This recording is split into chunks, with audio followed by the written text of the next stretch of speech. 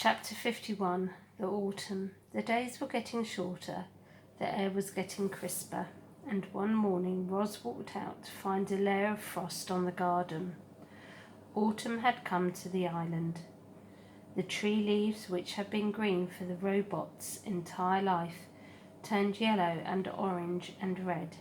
Then they let go of their branches and floated down to the ground, and the forest gradually filled with the sounds of creatures scurrying through dead leaves.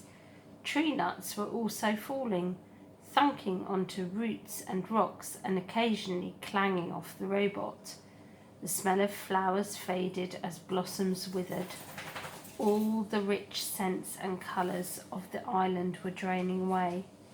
The animals were also changing. Furry animals were growing more fur. Feathery animals were growing more feathers. Scaly animals were starting to look for new homes. "Rah! It's cooling off," croaked one frog to another.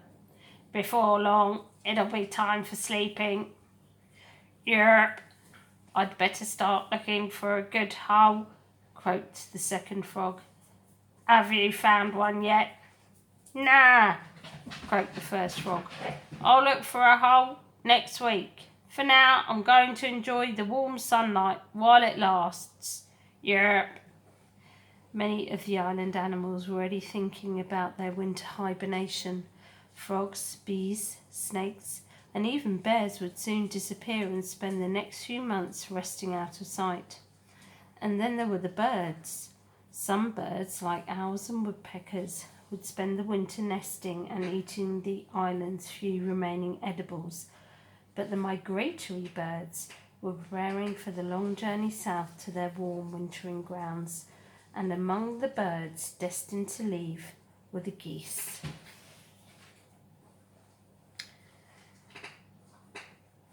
Chapter 52. The Flock. Brightbill slowly waddled into the nest. He had a confused look on his face. "Mama, the other goslings said that we have to leave the island soon and we won't return for months and months. Is that true?" "That is true," said Ros. "You know that geese migrate south for the winter."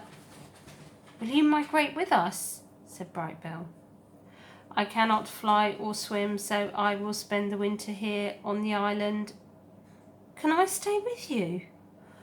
"I do not think that is a good idea. I think you should migrate with the flock."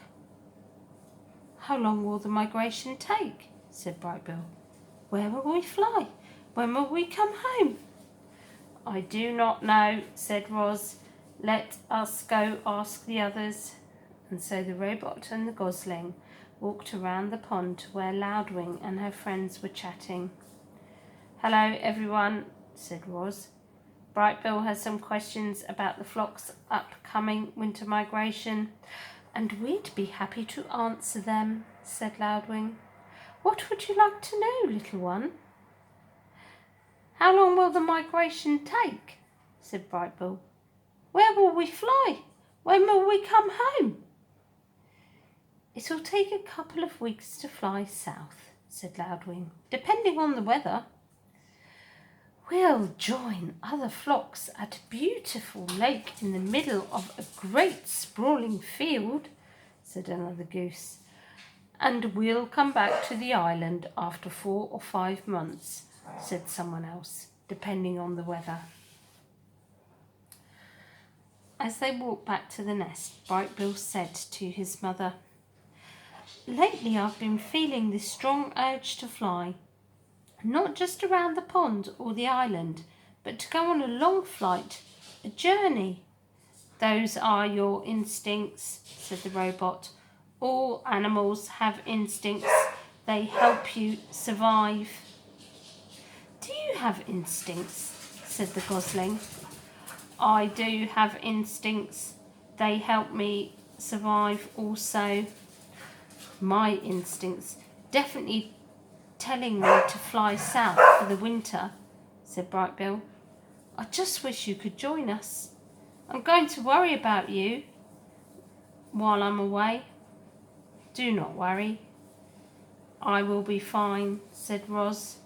"How bad could winter be?"